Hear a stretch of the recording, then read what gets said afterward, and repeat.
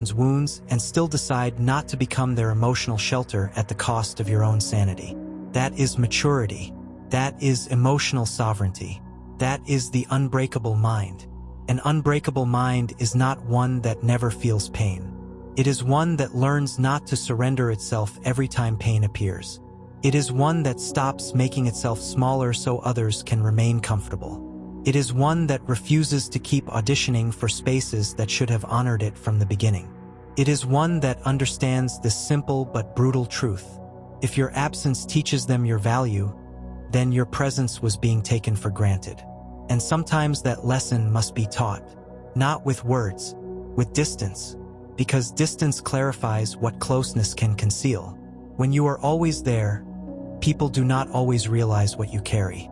They do not always understand how much emotional structure you provide. They do not always appreciate how much stability your presence creates. But once you are gone, once you stop calling, once you stop checking in, once you stop fixing, once you stop reminding, once you stop carrying, once you stop rescuing, suddenly the weight becomes visible. Suddenly the silence becomes loud. Suddenly the absence becomes educational. And in that moment, one of two things happens. Either people rise and reveal that they truly value you, or they disappear and reveal that they only valued your function. Both outcomes are useful, because both outcomes tell the truth. And truth is always a gift, even when it arrives wrapped in disappointment. Do not fear disappointment. Fear illusion. Disappointment hurts once. Illusion drains you for years. Many people are not suffering because they are unloved. They are suffering because they are clinging to false versions of love. Love that asks them to overgive.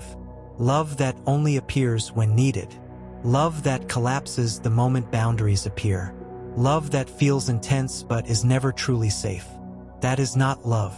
That is instability wearing emotional perfume. Real love has consistency. Real love has care. Real love has reciprocity. Real love notices when you are tired.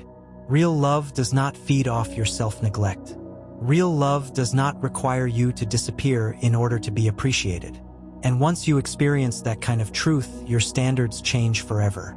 You stop begging. You stop chasing. You stop over-explaining. You stop performing emotional labor for people who have no intention of growing. You stop volunteering your peace to those who treat it casually. You stop handing your soul to people who only know how to consume. That is not becoming hard. That is becoming whole. And wholeness is dangerous to people who only knew how to access the